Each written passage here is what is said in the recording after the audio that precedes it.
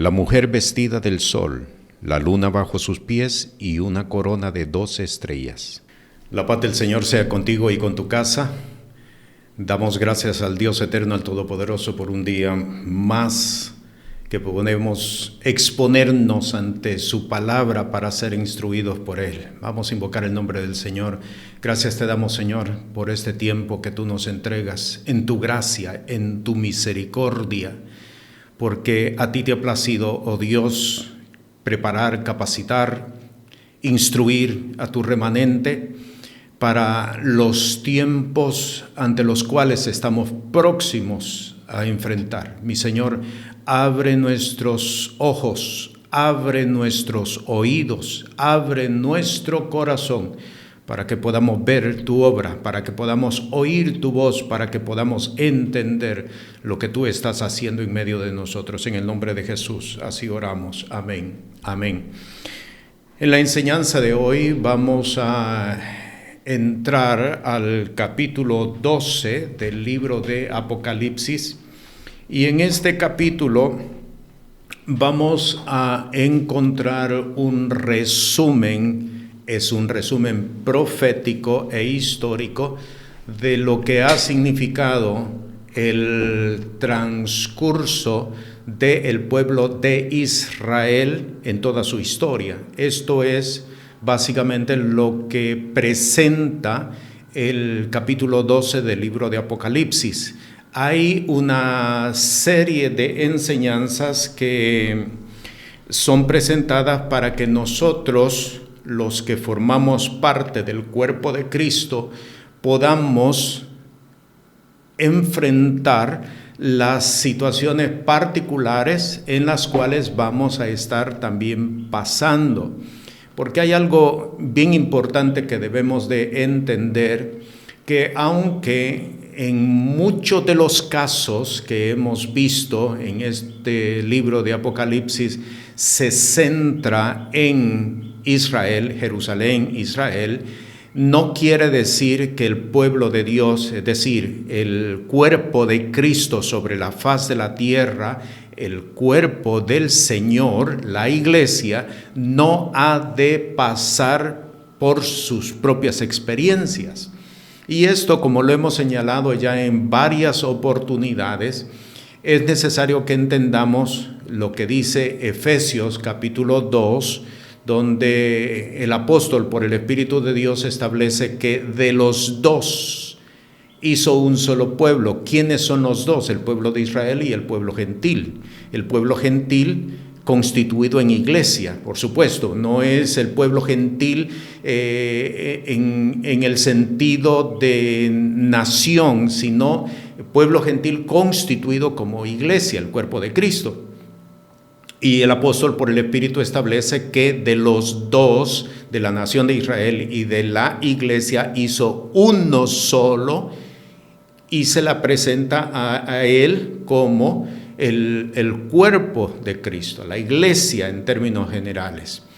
Esto quiere decir entonces que, si bien es cierto, el pueblo de Israel pasará por situaciones muy duras, muy difíciles, el pueblo de Dios constituido como iglesia ha de pasar también por situaciones difíciles. En el capítulo 12 nos presenta como ejemplo a Israel, pero con el propósito de que nosotros, la iglesia, podamos saber, entender qué es lo que ha de acontecer también con nosotros en todo alrededor del mundo. Así es que vamos a entrar al capítulo 12, son 17 versos que constituyen el capítulo 12, y vamos a ir sección por sección, porque en este caso el capítulo 12 nos está presentando varias secciones. Y leemos en el versículo 1, y una grande señal apareció en el cielo, una mujer vestida del sol y la luna bajo de sus pies, y sobre su cabeza una corona de 12 estrellas. ¿Quién es esta mujer? Es lo primero que tenemos que preguntarnos, Y al responder vamos a encontrar la instrucción precisa de todo el capítulo. ¿Quién es esta mujer? Esta mujer representa a la nación de Israel. Quienes la han identificado como la iglesia, pero como lo vamos a ver más adelante, la iglesia sale del pueblo de Israel. Por lo tanto, entonces no puede ser la iglesia quien sustituya a Israel, porque la palabra del Señor no lo presenta de esa manera. En varias ocasiones hemos definido la iglesia como el Israel espiritual, pero en realidad la iglesia sale de Israel, porque el Señor Jesús, cuando se encuentra con la mujer samaritana, le dijo claramente: la salvación viene de los judíos. Por lo tanto, entonces, ¿quién es esta mujer? Y para confirmarlo, vamos al libro de Génesis, en el capítulo 37, leemos los versículos 9 y 10. Versículo 9: y soñó aún otro sueño y lo contó a sus hermanos. Este es el momento cuando José, el penúltimo de los hijos de Israel, tuvo un sueño, el segundo de los sueños que él tiene, y se los cuenta a sus hermanos. Sigo leyendo, diciendo: he aquí que he soñado otro sueño, y he aquí que el sol y la luna y 11 estrellas se inclinaban a mí. Y lo contó a su padre y a sus hermanos, y su padre, pongamos atención a lo que sigue, le reprendió y dijo: ¿qué sueño es este que soñaste? ¿Hemos de venir yo y tu madre y tus hermanos a inclinarnos a ti a tierra? Observe que el sueño, en principio, contiene de nuevo el sol, la luna y 11 estrellas. Y Jacob, es decir, el padre de la nación de Israel, lo entendió perfectamente. Él lo entendió, aunque José era quien tenía la virtud de interpretar sueños. En este caso particular, Israel, Jacob, lo entendió perfectamente, y él lo describe: el sol representaba precisamente a él, y la luna a su madre, y las estrellas a sus hermanos. Así es que, ¿quién es esta mujer? Esta mujer, descrita en el versículo 1 del capítulo 12, representa a la nación de Israel. Esto es bien importante, porque si no tenemos claro a quién se nos está describiendo en el versículo 1, no vamos a entender a continuación los 16 versículos de que consta el capítulo 12. Así es que, de nuevo, ¿quién es esta mujer? Esta mujer está representando aquí a la nación de Israel. En el sueño de José se confirma lo que pues estamos estableciendo en este momento. Seguimos leyendo, vamos a versículo 2 y leemos hasta el versículo 6 para estudiar el segundo contenido que este capítulo nos presenta. Y estando preñada, clamaba con dolores de parto y sufría tormento por parir. Y fue vista otra señal en el cielo, y he aquí un grande dragón bermejo que tenía 7 cabezas y 10 cuernos, y en sus cabezas 7 diademas. Y su cola arrastraba la tercera parte de las estrellas del cielo y las echó en tierra. Y el dragón se paró delante de la mujer que estaba para parir, a fin de devorar a su hijo cuando hubiese parido. Y ella parió un hijo varón, el cual había de regir todas las gentes con vara de hierro, y su hijo fue arrebatado para Dios y a su trono. Versículo 6.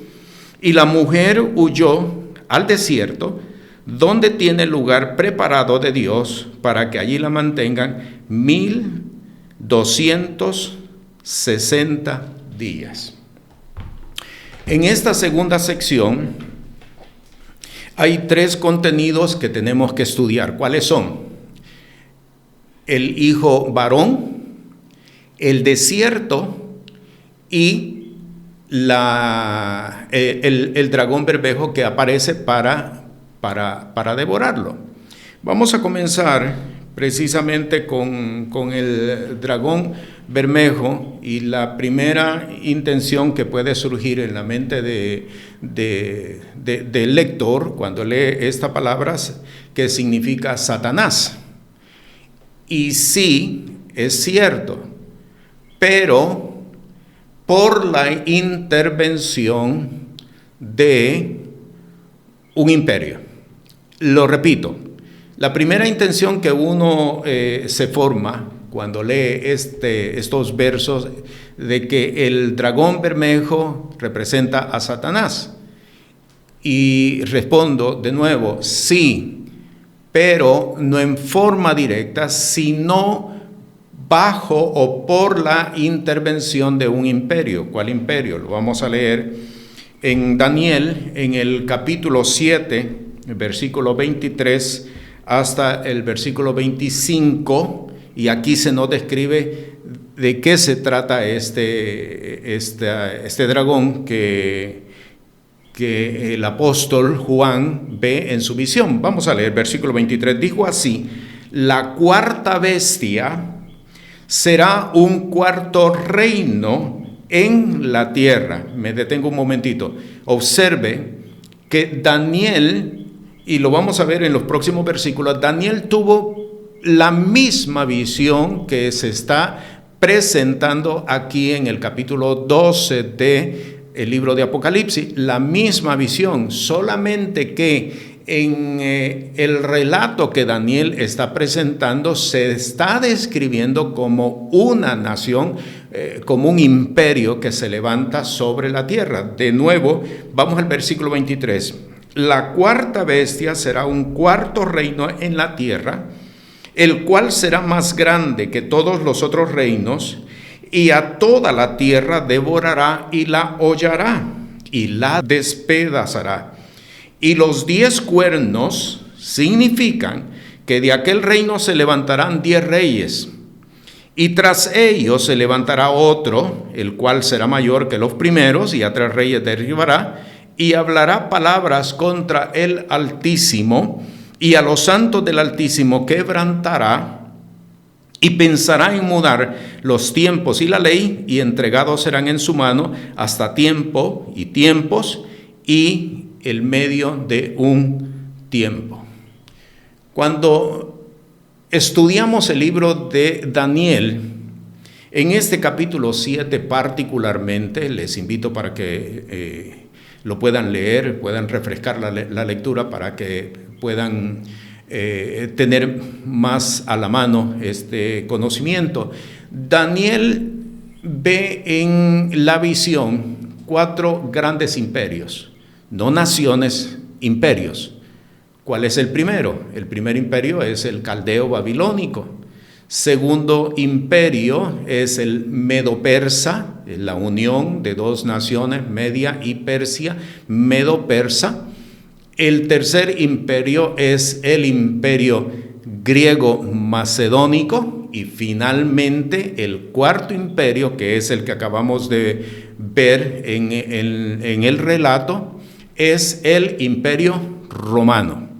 Así que, de nuevo, cuando estamos leyendo en Apocalipsis, en el capítulo 12, versículos 2 al 6, y se nos describe un dragón bermejo, un dragón rojo con 7 cabezas y 10 cuernos, está haciendo referencia directa a la visión que Daniel tuvo y está presente en el capítulo 7, que en este caso, ya lo hemos visto, representa al imperio romano, al imperio de Roma, que es precisamente el imperio que está gobernando en el momento cuando Jesús nace. Así es que, si bien es cierto, el dragón bermejo es Satanás, no es en forma directa, sino por la intervención, por las ejecutorias del Imperio Romano. Vaya a Mateo capítulo 2, vamos a leer desde el versículo 7 al 13, para que veamos cómo es que este relato de Apocalipsis 12 se presenta en distintos pasajes de las Sagradas Escrituras de los ataques que vinieron en contra de Jesús. El versículo 7, capítulo 2, dice: entonces Herodes, llamando en secreto a los magos, entendió de ellos diligentemente el tiempo del aparecimiento de la estrella, y enviándolas a Belén, dijo: andad allá y preguntad con diligencia por el niño, y después que le hallareis, hacédmelo saber, para que yo también vaya y le adore. Me voy a trasladar hasta el versículo 12 ahora. Y siendo avisados los magos del oriente, y siendo avisados por revelación en sueños que no volviesen a Herodes, se volvieron a su tierra por otro camino. Y partidos ellos, aquí el ángel del Señor aparece en sueños a José, diciendo: levántate y toma al niño y a su madre y huye a Egipto, y quédate allá hasta que yo te lo diga, porque ha de acontecer que Herodes buscará al niño para matarlo. Aquí tenemos una referencia de lo que aconteció justamente cuando Jesús ha nacido. Que Herodes, que está bajo el gobierno, bajo la supervisión de Roma, intenta matar al niño. Aquí tenemos un ejemplo. Me voy a trasladar siempre en el mismo capítulo 2 de Mateo, me voy a trasladar ahora hasta el versículo 19. Mas muerto Herodes, he aquí el ángel del Señor aparece en sueños a José en Egipto, diciendo: levántate y toma al niño y a su madre y vete a tierra de Israel, que muertos son los que procuraban la muerte del niño. Entonces él se levantó y tomó al niño y a su madre y se vino a tierra de Israel. Conocemos mucho este relato. ¿Cuánto tiempo estuvo Jesús en Egipto?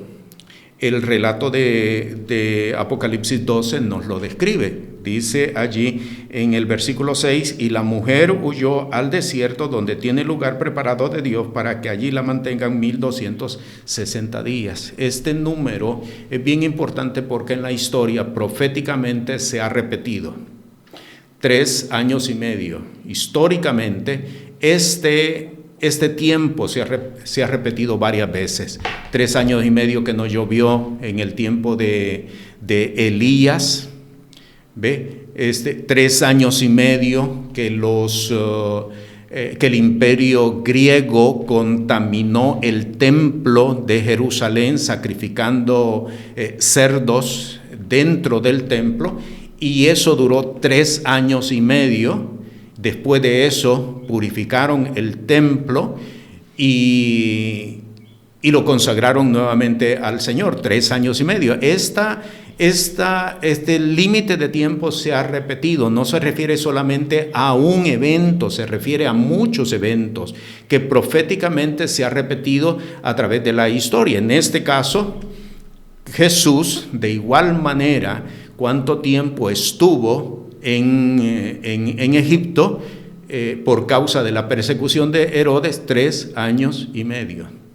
Y eso lo vamos a ver también un poco más adelante en el caso de Israel como nación, cómo fue perseguida también por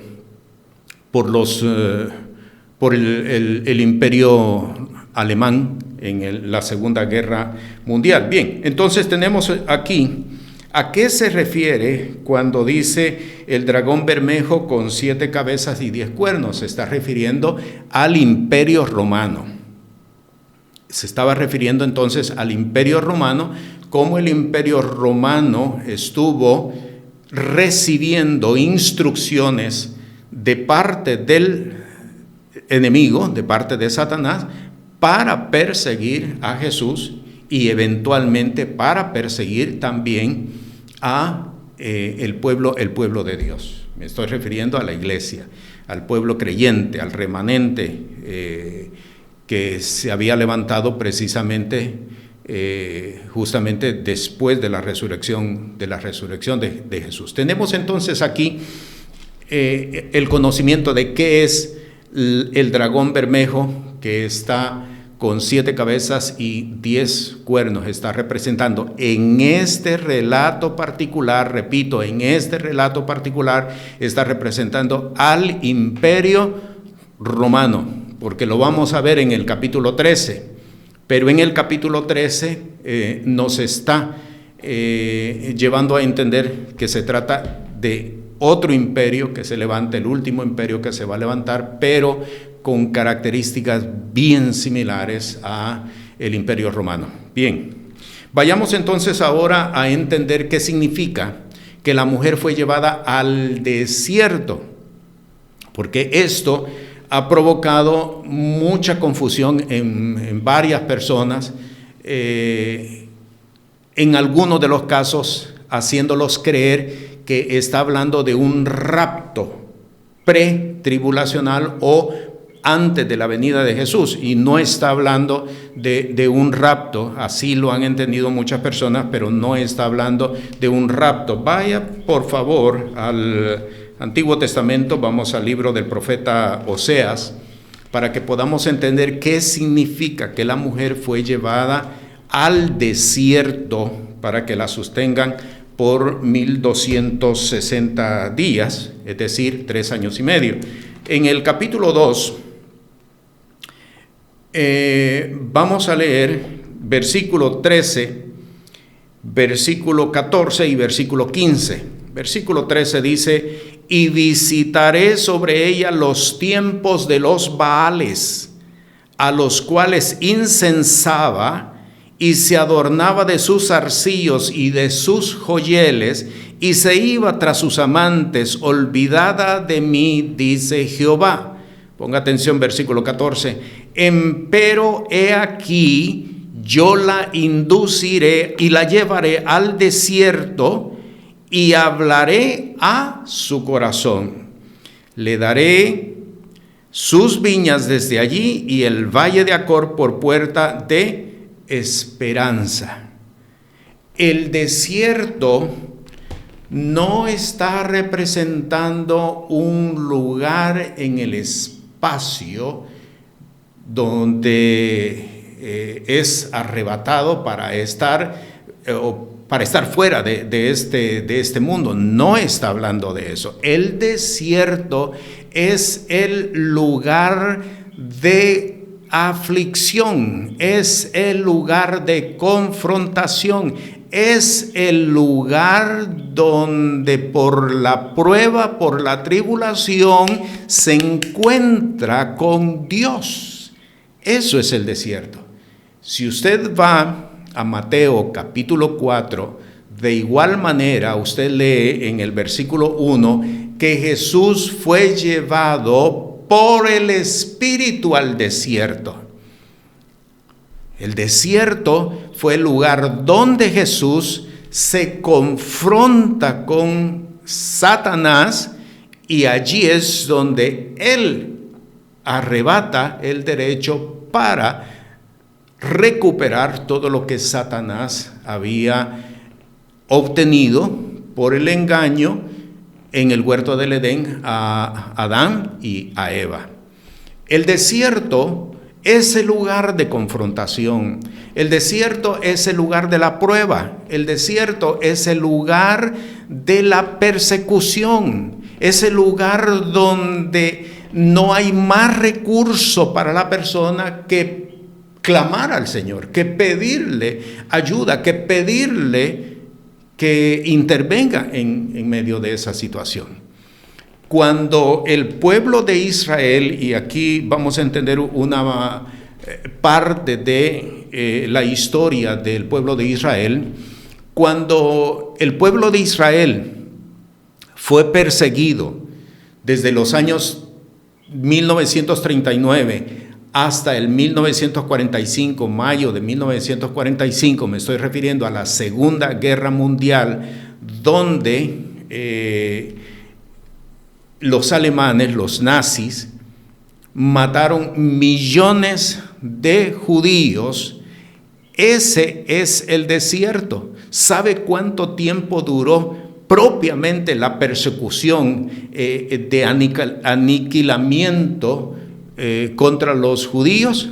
3 años y medio. La guerra se registra desde el 1940 a 1945, pero el momento cuando comienzan a matar judíos hasta que son liberados, hasta que termina la guerra, la Segunda Guerra Mundial, fueron 3 años y medio, justamente lo que la palabra está describiendo nuevamente aquí en el versículo 6.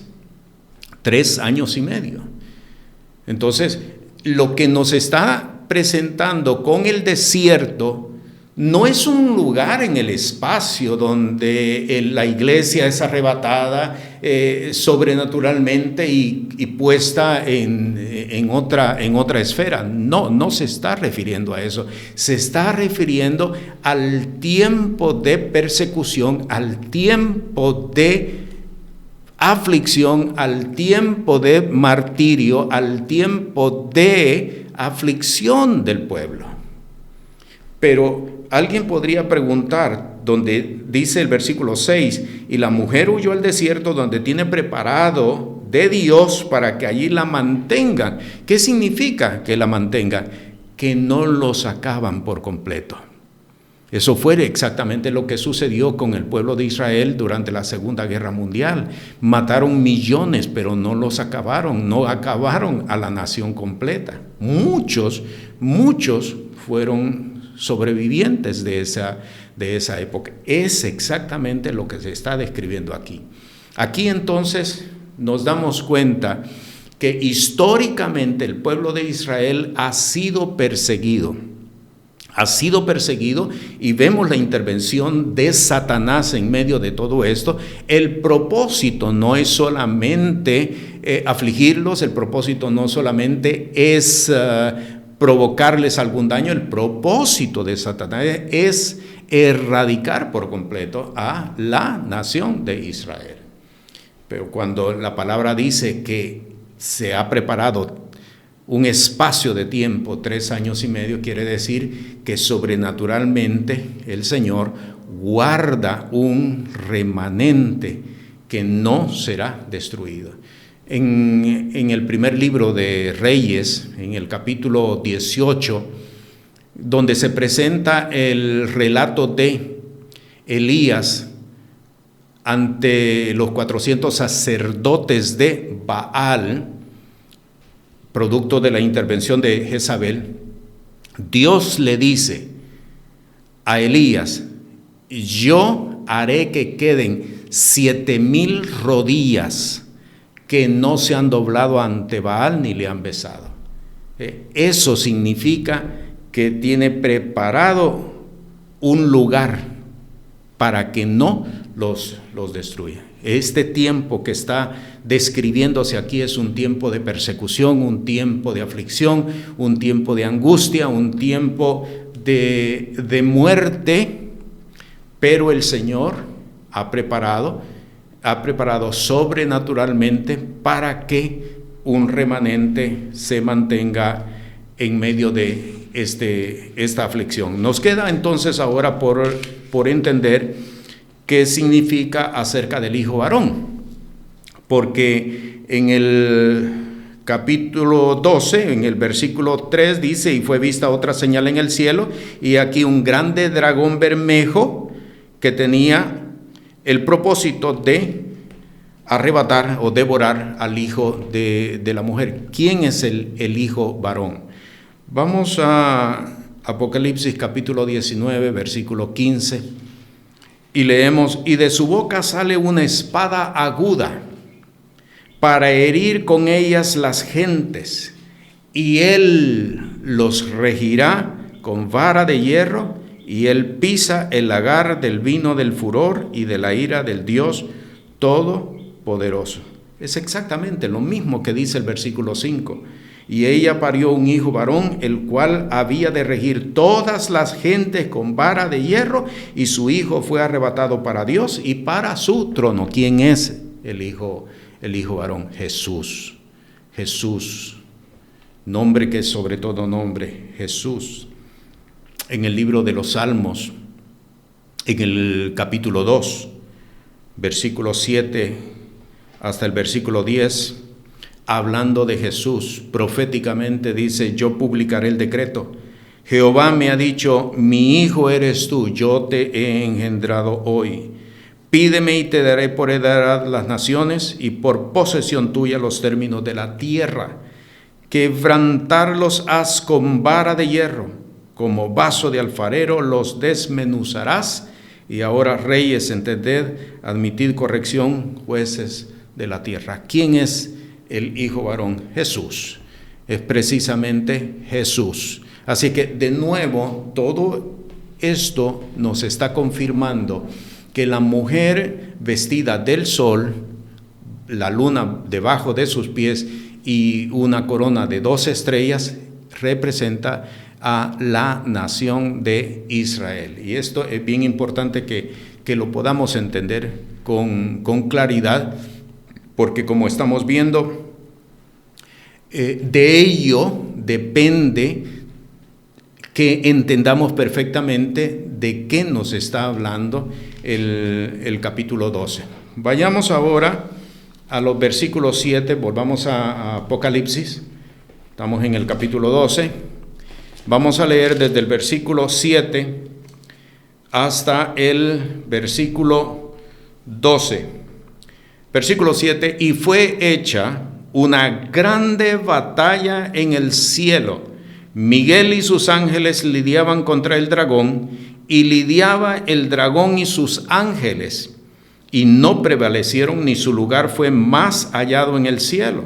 Y fue lanzado fuera aquel gran dragón, la serpiente antigua, que se llama Diablo y Satanás, el cual engaña a todo el mundo. Fue arrojado en tierra, y sus ángeles fueron arrojados con él. Y oí una grande voz en el cielo que decía: ahora ha venido la salvación y la virtud y el reino de nuestro Dios y el poder de su Cristo, porque el acusador de nuestros hermanos ha sido arrojado, el cual los acusaba delante de nuestro Dios día y noche. Y ellos le han vencido por la sangre del Cordero, por la palabra de su testimonio, y no han amado sus vidas hasta la muerte. Por lo cual, alegraos cielos, y los que moráis en ellos. Ay de los moradores de la tierra y del mar, porque el diablo ha descendido a vosotros, teniendo grande ira, sabiendo que tiene poco tiempo. Se nos presenta la batalla en el cielo entre Miguel, que es un arcángel, y Satanás.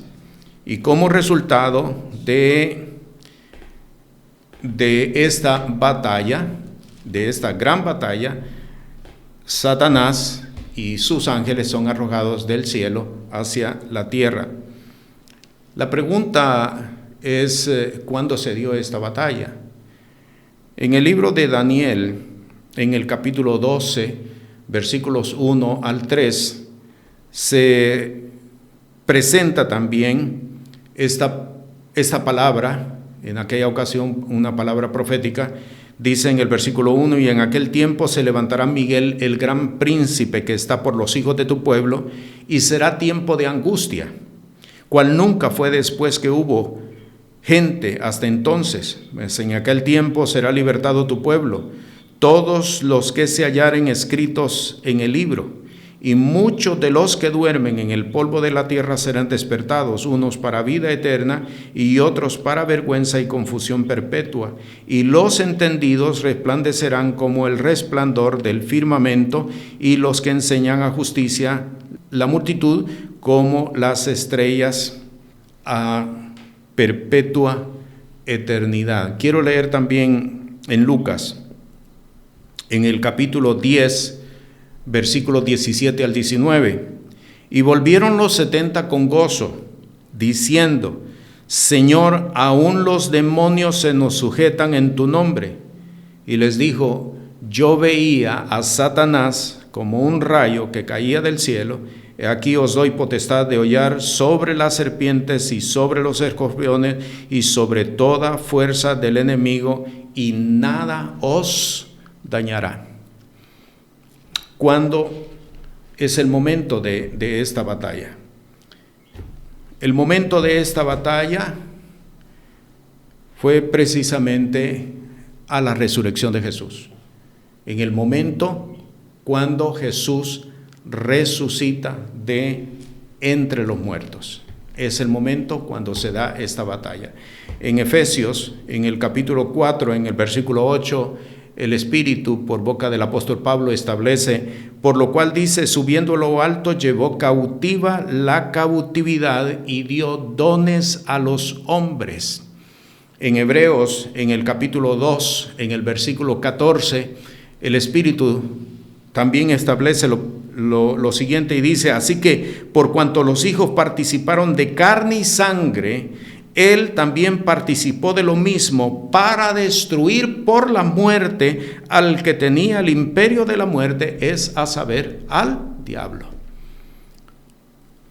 Para destruir por la muerte al que tenía el imperio de la muerte, es a saber, al diablo.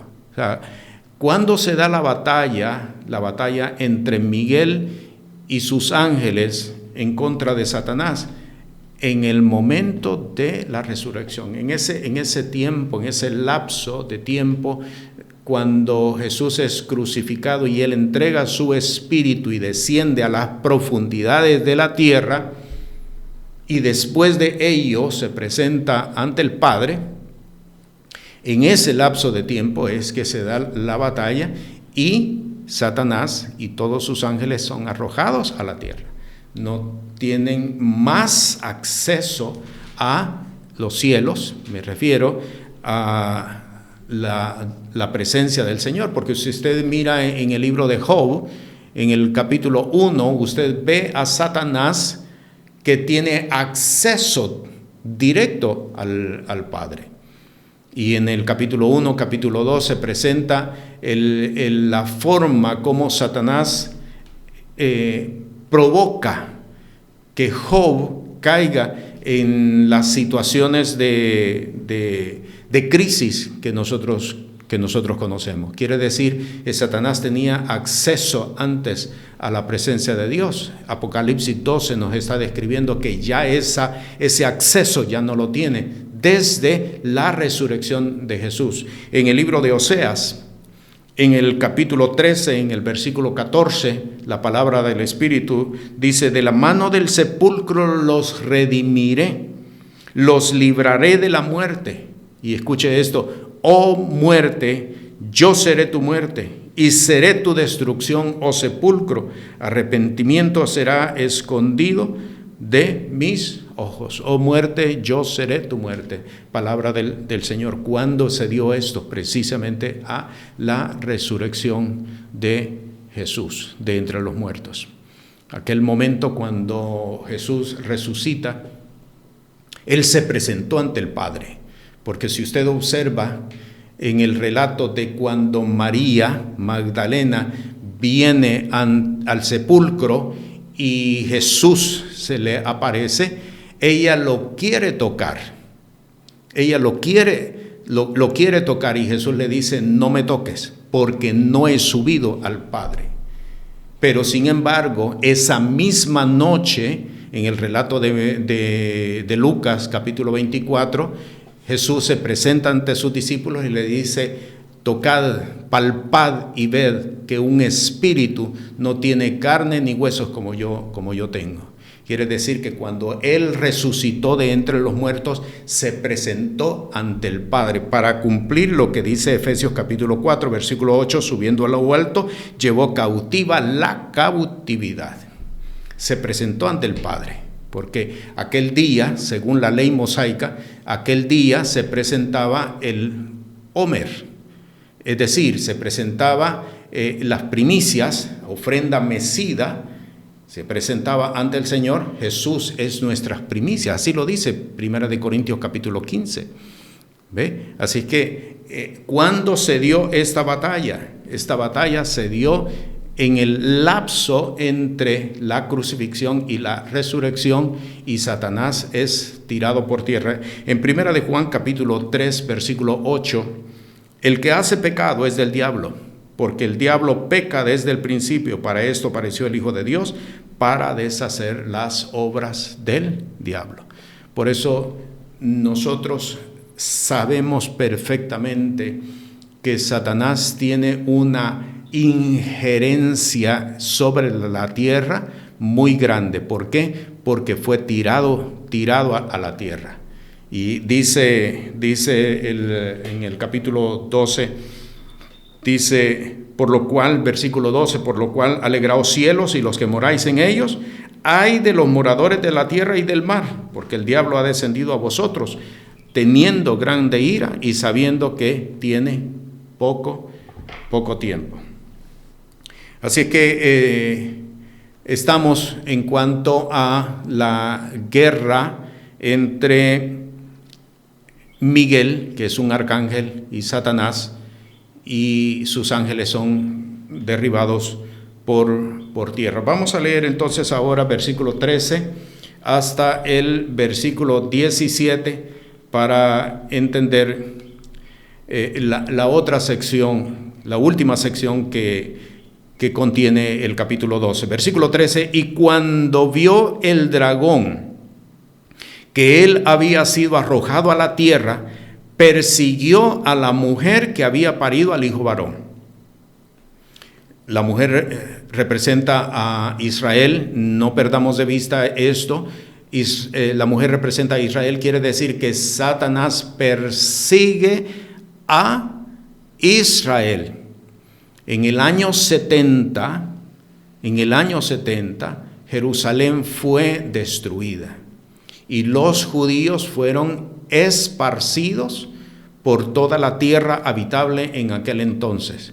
No es sino hasta el año 1948 cuando Israel toma de nuevo posesión en la tierra en la cual pues el Señor le entregó por heredad a Abraham, a Isaac y a Jacob. Observe cuánto tiempo de persecución, y la persecución no ha terminado. Ahí lo dice claramente, voy a leerlo. Y cuando vio el dragón que él había sido arrojado a la tierra, persiguió a la mujer que había parido al hijo varón.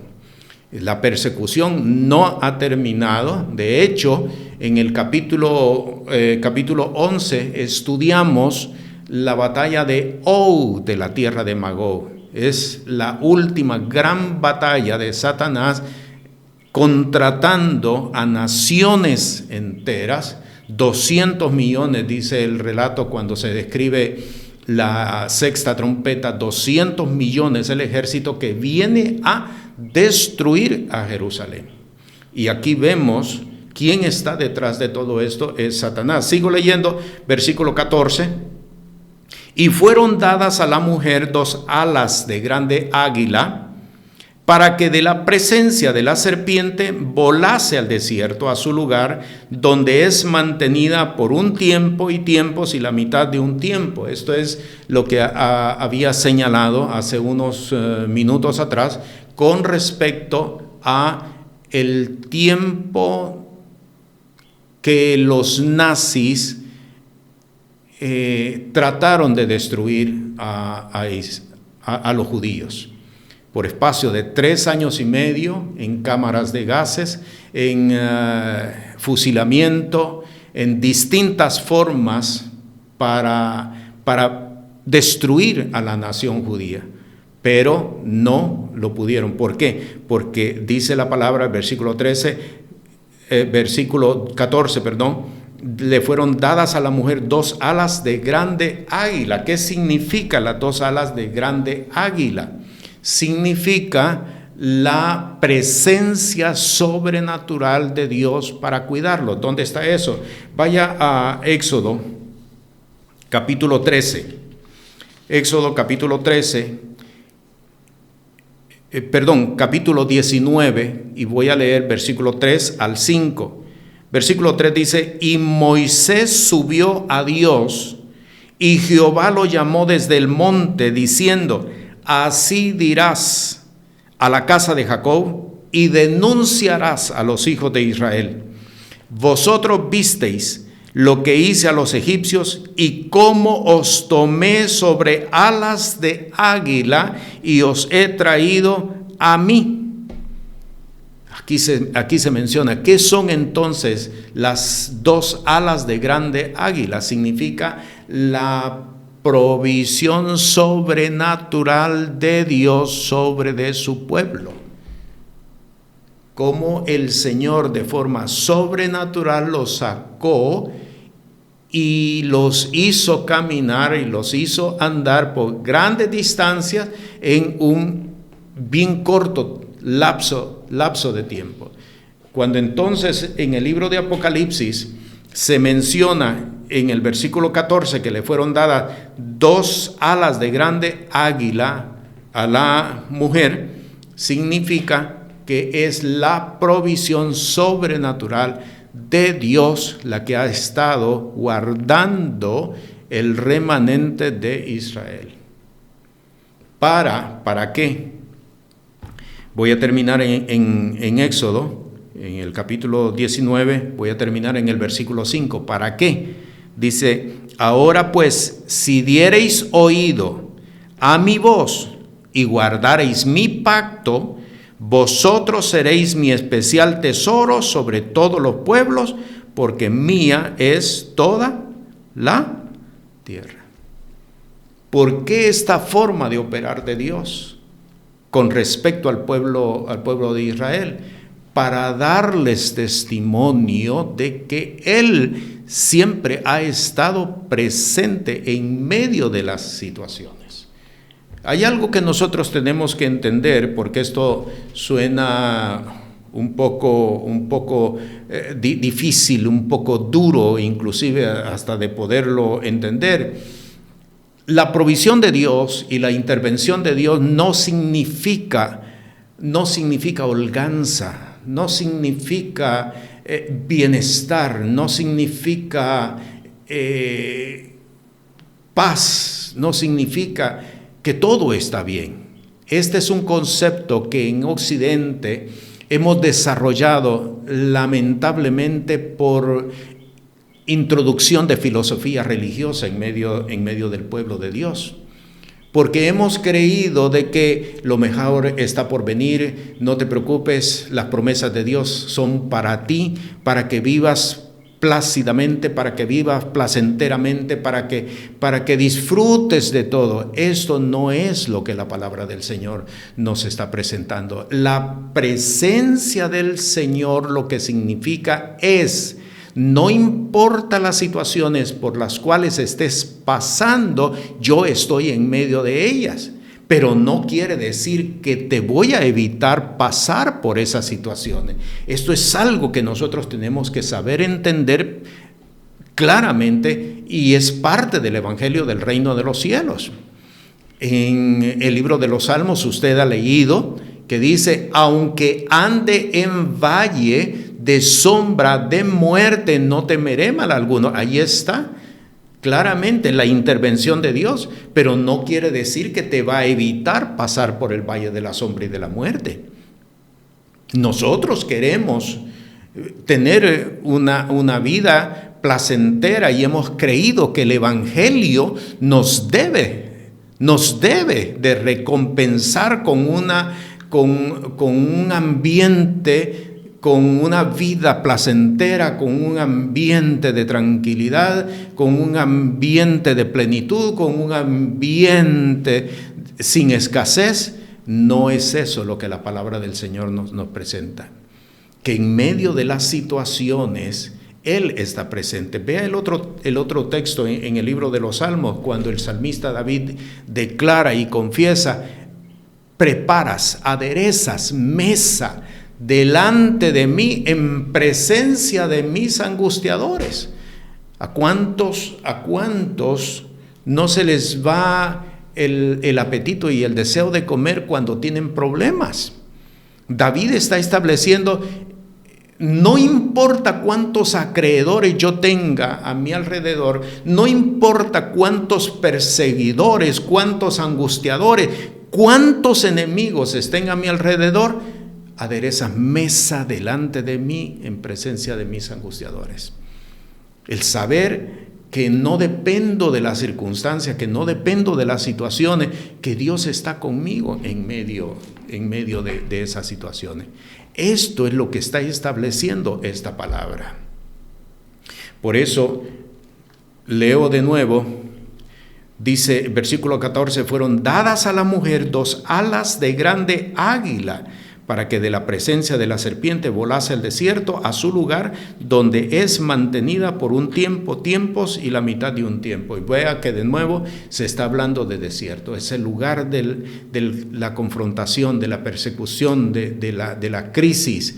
Pero en medio de esa crisis, de esa persecución, en medio de esa situación, el Señor está. A los que el Señor le plazca, los librará sobrenaturalmente.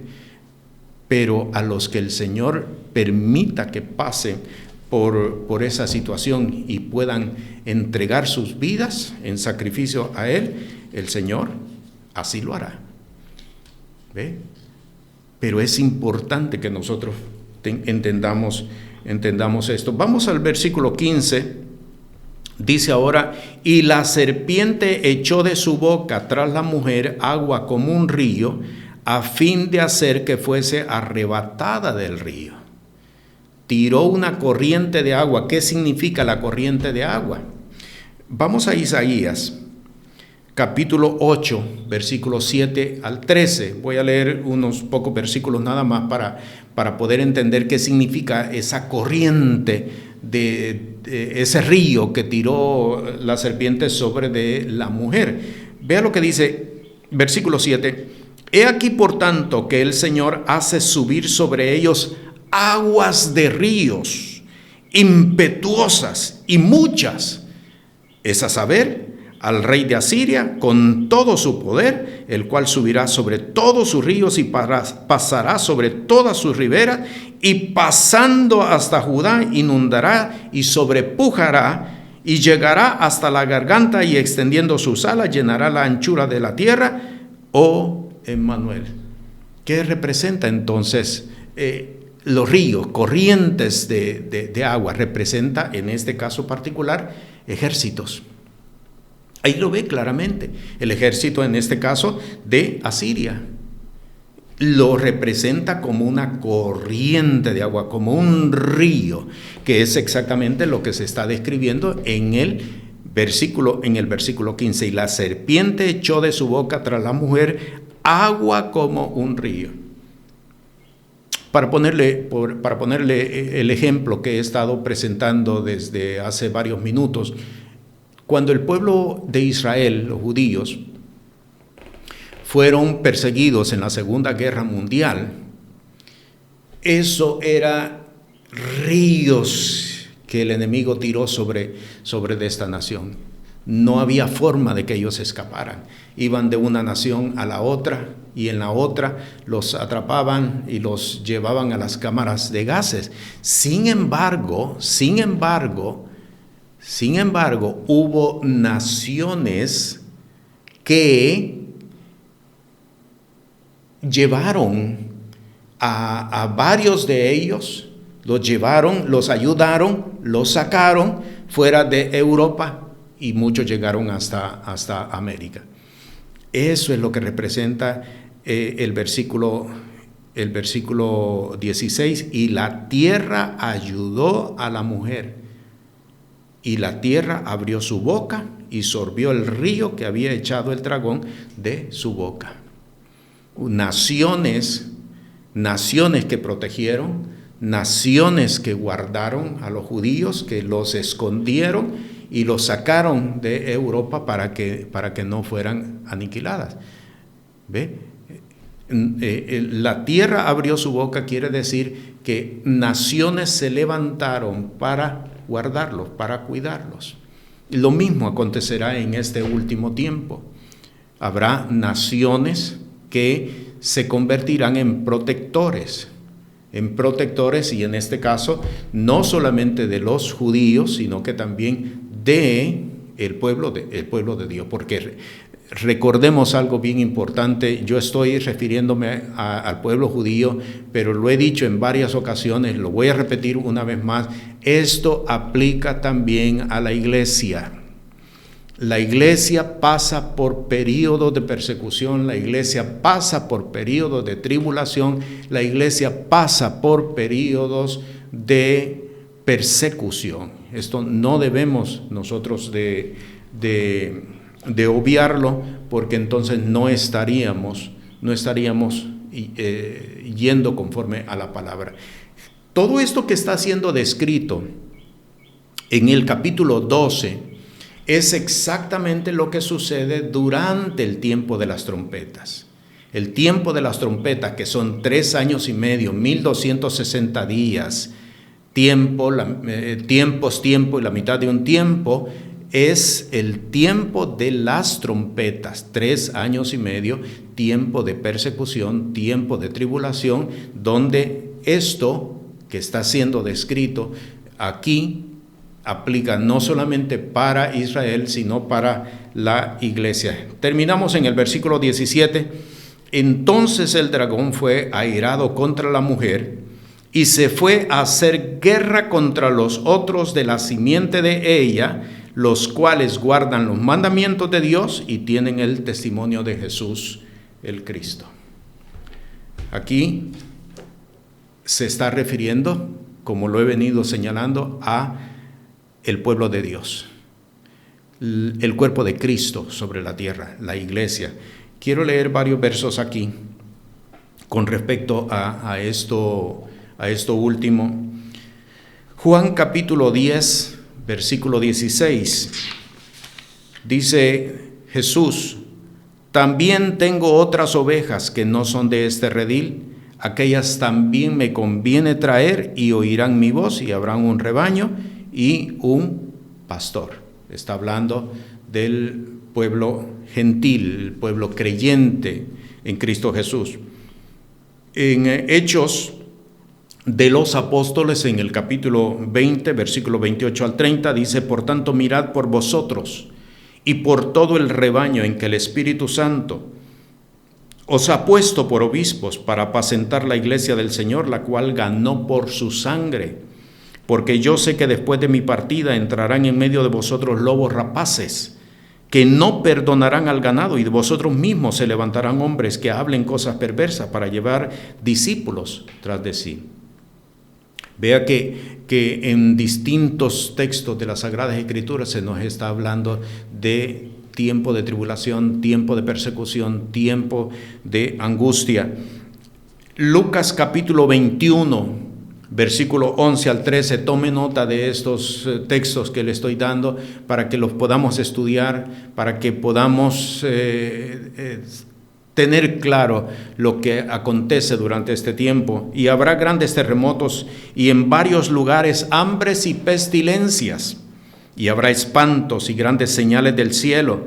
Mas antes de todas estas cosas os echarán mano y perseguirán, y entregándoos a las sinagogas y a las cárceles, siendo llevados a los reyes y a los gobernadores por causa de mi nombre, y os será para testimonio. Y finalmente en Juan capítulo 15, versículo 20, acordaos de la palabra que yo os he dicho: no es el siervo mayor que su señor.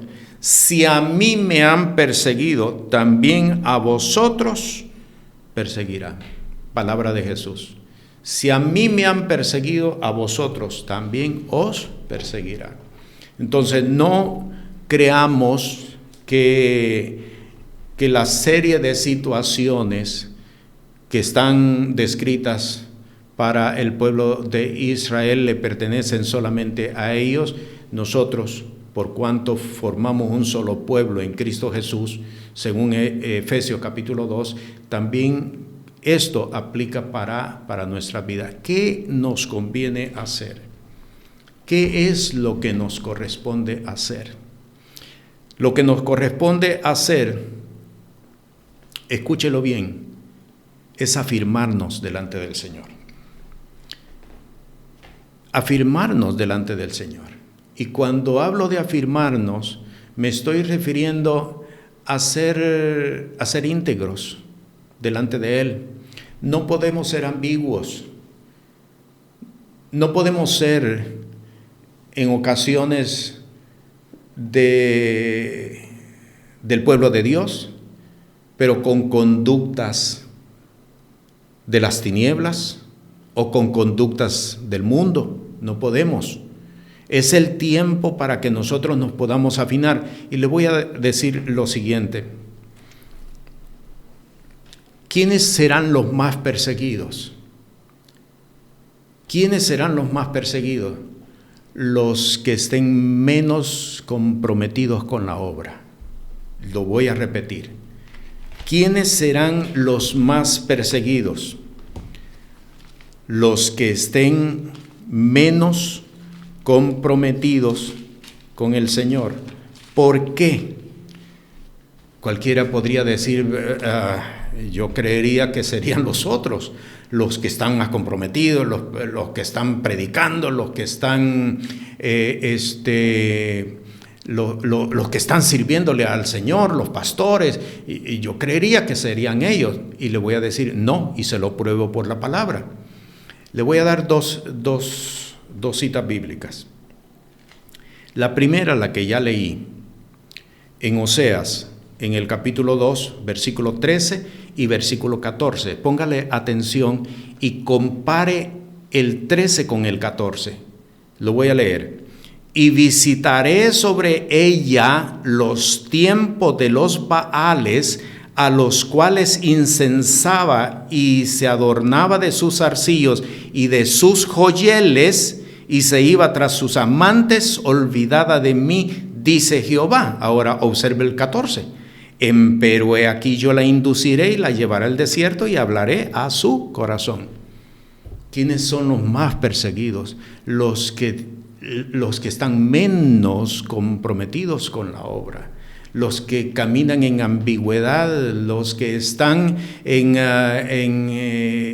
sí y no, y todo dependiendo de las circunstancias. Esos son los más perseguidos. Y ahora le voy a dar el segundo texto. ¿Cuál? ¿Recuerda usted cuando Jesús le dijo, la noche que él fue entregado, le dijo a Pedro, Satanás os ha pedido para zarandearos? Y Pedro dice, no, Señor, cualquier otro, pero yo no, estoy más dispuesto a ir a la muerte por amor de ti. Y Jesús le dijo, antes de que el gallo cante, me habrás negado 3 veces. Y conoce el relato. Porque no había definición en él. No había una definición en él. Y fue llevado al desierto para ser probado. ¿Quiénes van a ser los más perseguidos? Los que caminen en ambigüedad. Tú eres uno de ellos, le dijeron a Pedro. Tú eres uno de ellos. No, yo no conozco al tal hombre. Hasta que llegó al punto de maldecir para tratar de convencer a aquellos que lo estaban acosando. Conoce perfectamente el relato. ¿Quiénes son los más perseguidos? Los que caminan en deficiencia, los que caminan en ambigüedad, los que caminan en infidelidad, los que caminan en bien poco compromiso. Vea usted el caso de los 3 siervos que su señor le entregó talentos. Uno 5, el otro 2, el otro 1. El que tenía 5, bien buen siervo y fiel. Sobre lo poco fuiste fiel, sobre lo mucho serás puesto. El que tenía 2, bien buen siervo y fiel. El que tenía 1, echadle a las tinieblas de afuera. Allí será el lloro y el crujir de dientes. El tiempo de persecución es el tiempo para afirmar a aquellos que durante este tiempo no quieren afirmarse delante del Señor, pese a que se les dice y pese a que se les lleva a confrontación, pero no quieren afirmarse delante del Señor. Pues entonces, si no se afirman de esta manera en tiempo de bonanza, lo harán en tiempo de persecución. Y esto es bien importante que nosotros lo podamos entender. ¿Qué es lo que nos conviene hacer? Miren, no es cuestión de comprar un pasaje de avión e irnos al lugar más recóndito, porque allí no me van a perseguir. No se trata de eso. Se trata donde estemos viviendo, yo me voy a afirmar en el Señor. Que mi sí sea sí, que mi no sea no. Que podamos decir, como está establecido en la palabra, lo que para mí era ganancia, yo lo he reputado en pérdida. Lo que para mí era de beneficio, yo lo he despreciado por amor de Cristo Jesús. Y entonces, cuando entremos a estos procesos nos harán pasar sin daño, sin perjuicio alguno. ¿Por qué? Porque tu vara y tu cayado me infundirán aliento. Este es un tiempo de preparación, hermanos. La serie de situaciones que nosotros estamos viviendo nos están diciendo que el tiempo está en un aceleramiento y todas las cosas que están descritas en este libro están próximas a cumplirse. Están próximas a cumplirse, porque hay muchas cosas que están ya cayendo en el punto donde están descritas y establecidas en la palabra del Señor. ¿Qué nos conviene hacer? Afirmarnos, es lo único que nos conviene hacer. ¿Para qué? Para que entonces podamos, como Esteban vio la gloria de Dios, en el caso de Esteban, pero en el caso de Felipe, por ejemplo, podamos seguir predicando y seguir estableciendo el reino de Dios desde Judea hasta lo último de la tierra. Esto no es tiempo para que nosotros nos jubilemos. Este es tiempo para que nosotros nos afirmemos en el Señor. Padre, te doy gracias, Señor, porque la palabra que has enviado cumple el propósito para el cual la has enviado. Gracias, oh Dios, por el remanente que tú estás preparando en este tiempo. En el nombre de Jesús. Amén. Amén. Este programa es presentado por el Ministerio Apostólico y Profético Cristo Rey. Puede comunicarse con nosotros por WhatsApp al 1407-653-9700. Sea la paz de Dios sobre su vida.